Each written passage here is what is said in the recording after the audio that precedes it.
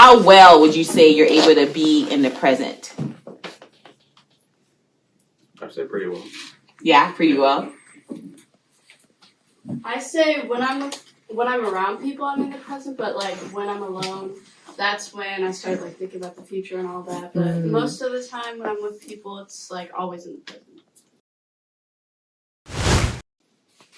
All right. So Tammy says she read an article that states Gen Zers are more lonely than millennials and boomers. Would you agree or disagree with that statement?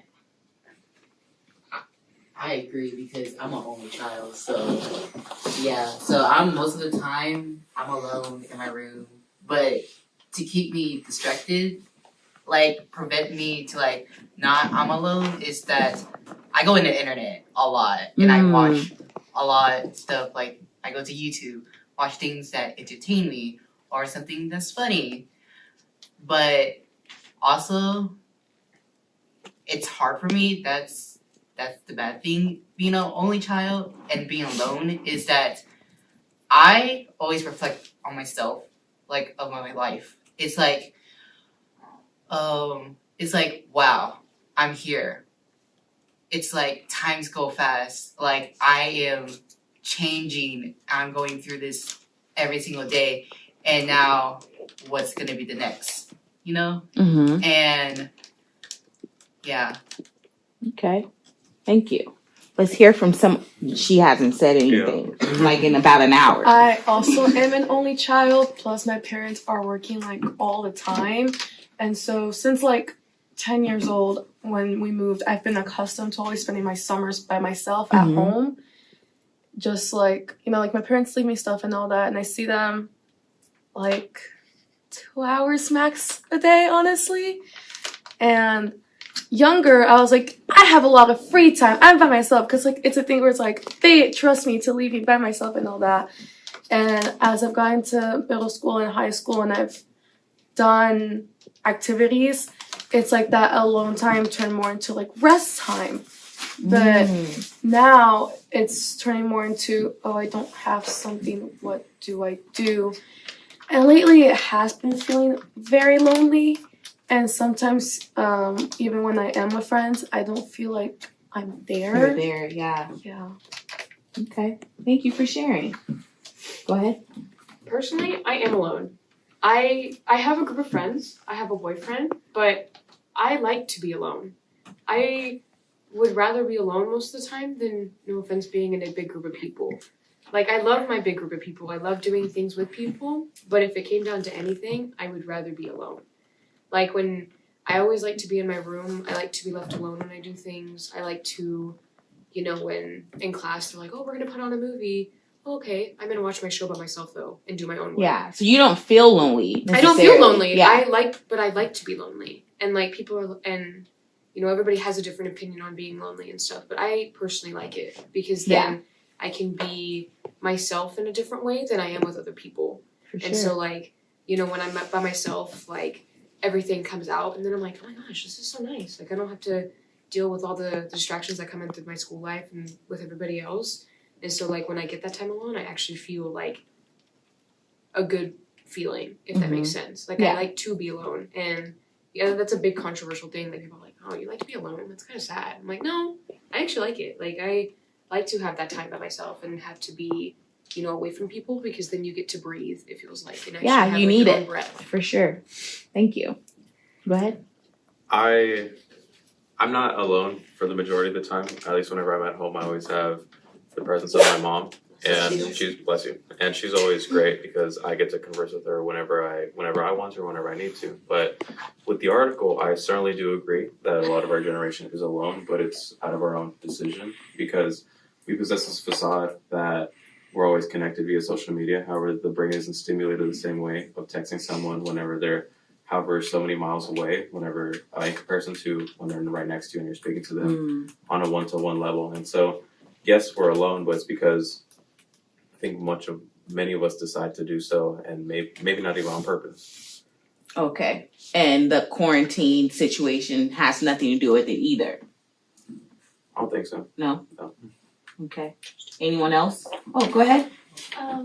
I agree with what the article says because I feel like Gen Z, a lot of the people, they're very judgmental and they have like their own opinion and their own like ideology and they're like, oh no, I think it should be like this way and not this way and I'm gonna use myself for it. Like I listen to a lot of like K-pop and stuff like that and when I tell people that, they're like, oh, that's weird. They're all gay. They all look like girls. And it's just all this, like, judgmental. And it's, like, really hard to make friends because of that. Yeah. Because, again, like we talked about, music really does connect people, but also can separate us in a weird way. Thank you. I'm sorry. Rock, paper, scissors. You can go ahead. I disagree with the article. I don't think we're any more lonely than any other generation. Because I think that they were just less aware of it because they didn't have as many like mental health resources. Like especially like boomers, like mental health for them just means like you're crazy. Like you're evil essentially. Mm-hmm. And so I like especially with like the effects of like all of the wars that they grew up in and they were also like fighting in when they were older, I don't think that we're more lonely than them. I think that we're lonely in a different way than other generations are. Sure. Like it's like with Gen X also and millennials, like with 9/11, I think that also greatly affected them obviously, and so I think that either made a lot of them more lonely or made them want to connect more, which could lead to them feeling more lonely because they feel like they couldn't connect. So I don't think that we're more lonely than they are. It's just a different way and for different reasons, and it shows differently in us than it has with them because we're in different circumstances and situations than they are. For sure. Very good point. Dupe. So, like, I'm an only child, so the most of the time whenever I say I'm an only child, they will say, do you feel lonely? Do you want a sibling? And I'm like, no, I feel great. I feel fine. I'm used to it. And it's like, and then whenever I tell my friend, they're like, no, I don't feel like I don't want to be alone all the time. I need someone. And I'm like, yeah, that's true, but I'm fine right now. And it's like, I would never, ever imagine being the only child because I want to have a sibling because they're right there. You can talk to someone. And I'm like, yeah, that's true. So there's like a blessing being the only child and a curse of being a only child. Yeah. I think there's benefits to all of that, even generationally, because of our experiences. We can look at someone else's world and say, oh man, that looks awful. But we know what we know, which is our world. But then when we hop into someone else's world and try to like identify, oh, what like wars and things like that, 9/11, y'all would have no idea what it was like for us then. Not that we were there, wars, but 9/11 per se, that is such a unique experience. And then y'all are having your own unique experiences. And the idea is basically, if you don't know someone's experience, don't judge them, right? At least that's the gist of what I'm hearing. Go ahead. I agree with the article. I feel like we really could be really lonely, but at the same time, a lot of people choose to be. But also, we have a lot of resources that, like, maybe we don't have friends at school, but we can go on social media, figure out people that are like us, and then communicate with them. So we don't have to be alone. Yes, some people are physically alone, but not like mentally, since they'll have friends online. Oh, okay. Okay, so interaction is different because social media or online is a community in itself versus like what the older generations are used to, which is going to like bridge club or something to hang out. Yeah. Okay. I don't know what bridge is, but I figured I'd say it. I love bridges. So I have 7 siblings, and Duke was saying since he's an only child, like it's kind of lonely, but like not at the same time. But I feel like that's kind of the same for whenever you do have a crap ton of siblings, because like your parents, they say they don't pick favorites, but when there's a lot of You feel they it. pick favorites. There's a lot of favorites, And my dad, mainly him, like, he favorites my youngest siblings at that house, and it's kind of hard because I'll go over there and he's like, you never spend time with us, and I'm like, oh, you never invite me to do anything. So it's like I am lonely, but then I have like a whole bunch of siblings. Mm-hmm. So it's like, depends on the day. Yeah, depends on the day. Go ahead. I think the article is true because there's something said about how our generation is the most streamlined to have to see the most media, because you can tell with certain people how they'll see a show and try to act like that in real life. And there will be so many people who like want to have TV show style living, but it's not the same. It's not realistic to try and live like every single TV show that you've ever seen. But you can tell certain people who act like that, who want to live like Euphoria or something like that. Not realistic. Okay. Okay. Yeah. Gotcha. Sounds like HBO needs a group like this to talk to them about how to make proper shows. That's more relatable.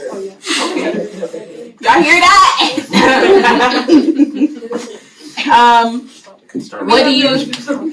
What do you wish my generation, I'm a millennial, knew or understood about your generation?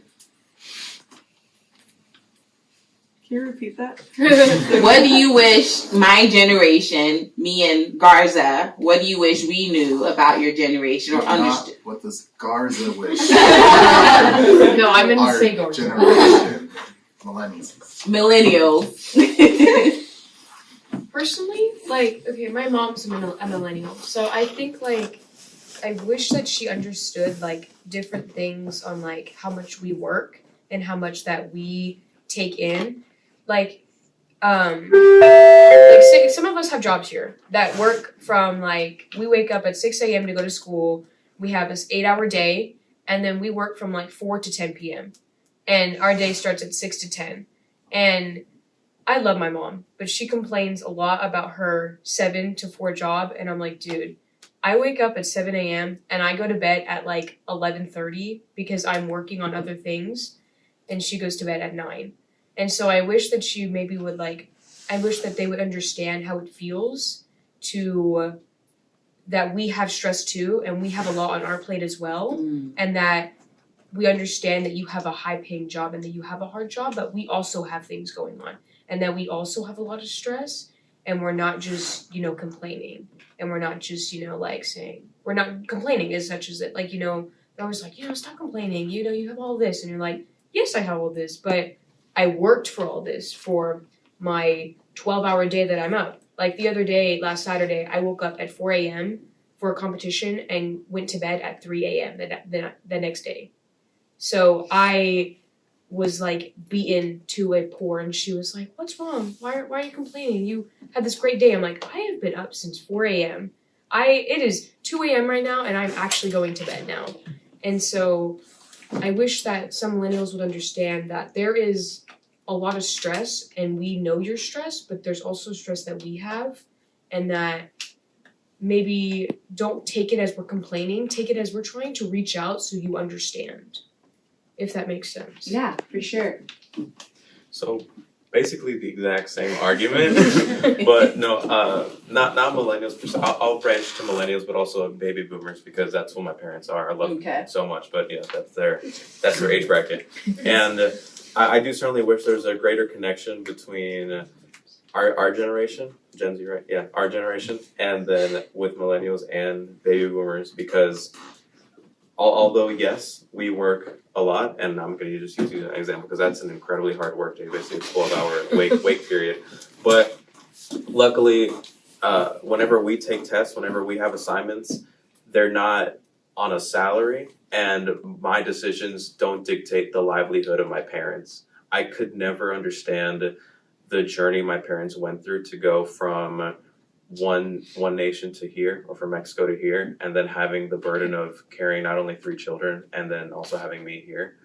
I could never understand the amount of work that my father had to do with the amount of work that my mom had to do in order to nurture us and in order for us to make a good living, because I live comfortably and I'm very happy to say that. But I do work a good amount. I say I wake up at around 4, then go here to school, and then I leave at 5:30, and then I work until maybe 10 p.m. Let's say that on a good day.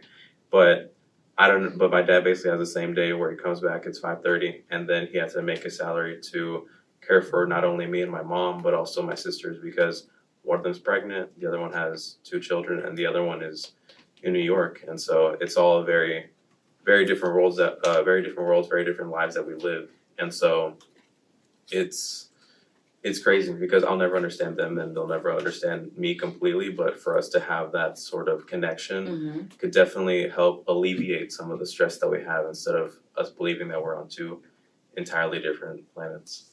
Wow. Go ahead. I just see like Gen Zers and everything, we do everything differently.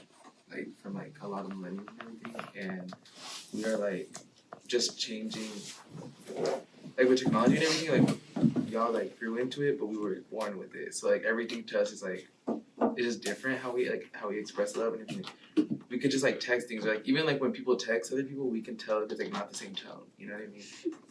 And like, or like I don't know, just like how we text or how we like respond with things or post or anything, we can pick up on it, and we just like go through it a lot. And I think a lot of people are also like with quarantine and everything, we had like a lot of reflective period, and so for like a lot of us, we were like breaking generations of like trauma and everything, and like how things like that's like how we like that's not the best things. Like let's like move forward. Like we're like pushing for the next generation to be like even better than us, because you know. Yeah. Thank you. Emily and then Duke. I just feel like sometimes I wish they understood that like society is changing, and that like having healthy communication or like a normal conversation doesn't always mean that it's like talking back or being disrespectful. Like I feel like my or like the like grandparents or parents, they feel like whatever I say goes, no matter what. You don't ask questions, you just do it. But then like if you ask questions or if you're confused, like that's a bad thing. Like you're not supposed to say anything, you just like do it and figure it out. Yeah, but I feel like asking questions and having a conversation is healthy, but they didn't grow up around that like idea around that type of thing. But like things are different. And have been for quite a long time. Yeah. Thank you. I think that to understand our generation personally, for me, is the social structure, the ideology. Like for me, I'm Asian, and then like we had to get straight A's. For me, like I didn't have like straight A's like perfectly, you know, and it's like hard for me, and it's like a burden. And like they will say, "Oh, be a doctor or be an engineer," because they make good living and all that. But it's like the time commitment, all the schools and all the burning, and I'm like, nah, I'm good. But it's like what I want to do. They're like forcing me, not letting me what I want to do. It's like society change, and you have to think the world that it changed a lot. You can't, and it's also financial also. And it's like, you know, society is like changing a lot. It's, you know, the structure is so different, and it's like, this is the reality. We're not in the 1990s, those eras. Wow. We're not in those eras. Like, we're not in that era anymore. This is 2020. This is like, this is we're early 2000s. Yeah. and also society will always change a lot. It's gonna evolve. Right. And also generation will change. We will have to understand each generation, like their point of view. Right. Yeah. I think that's what's incredible about your generation is your ability to be willing to learn about other generations, because obviously there's going to be a generation after y'all, and we have to learn and like evolve with what's coming. So a lot of what our parents are, where they're coming from, I have to say, is they've had to survive, and financial survival is what it's about. So then they push that onto us to be doctors and things like that. I was pushed in the same way. I'm African, and it's either you're an engineer, lawyer, or doctor, and I'm neither of those. And that was a big shift for me to say, I want to change my major from biology to psychology because that makes more sense to me. And luckily, I had a supportive mom who was like, yeah, go for it.